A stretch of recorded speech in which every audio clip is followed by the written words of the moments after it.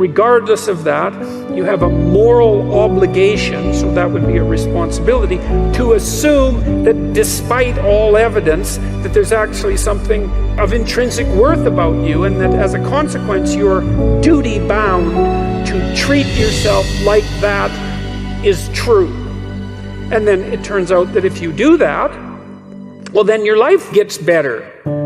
And I don't mean happier exactly, although I would say it gets happier. I mean it gets richer and more meaningful and deeper and more worthwhile, and you become more educated and you become wiser and you treat yourself with more respect, and you're a better model for other people, and you're a better father or better sister or better mother, whatever it happens to be. And you're less ridden by that guilt that gnaws at you and shame that's there otherwise saying, you're not what you could be, you're not what you could be. And that's a hell of a voice to get rid of, and it's certainly not one that's easy to ignore.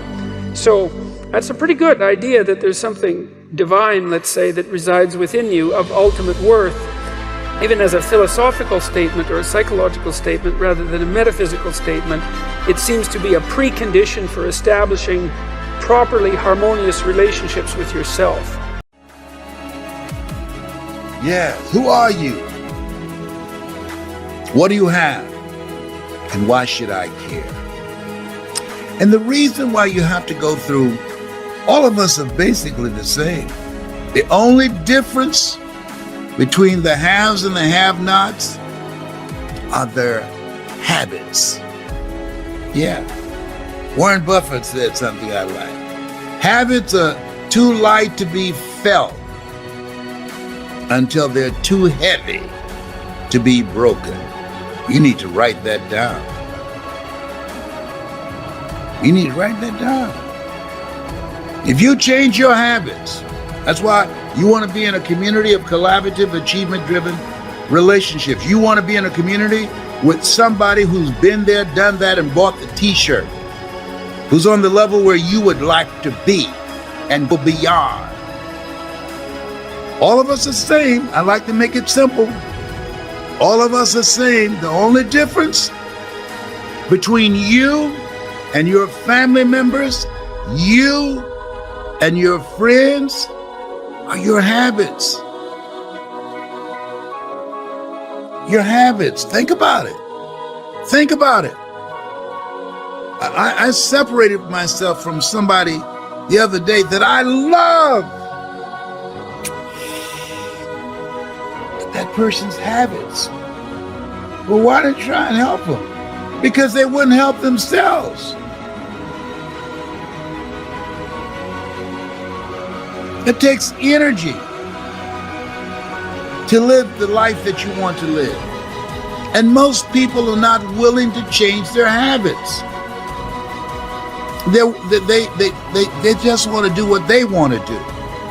There's a process to becoming successful, to releasing your greatness, to identifying your goals and being able to go through the hoops and work through systemic racism and all the other barriers that we're aware of and not aware of. There's a process. And the ones who break through, like me, you got to be hungry. Well, but how did you do it? Born in an abandoned building on a floor with a twin brother. Don't even know your parents. Labeled educable, mentally retarded. I was hungry. How did you do it? Failing in the 8th grade at Booker T. Washington High School in Miami. I was hungry. That's how I did it. You want to make it? You got to be hungry. If there's not a name of Rockefeller or Trump behind your name, you got to be hungry. You hear me? Because the deck is stacked against you. Get over it. That's the way it's set up. And when you listen to Choosing Your Future, it will give you the mind, fuel, and power. You'll get into my thinking. You'll see how I got here. You listen to Choosing Your Future. You'll see.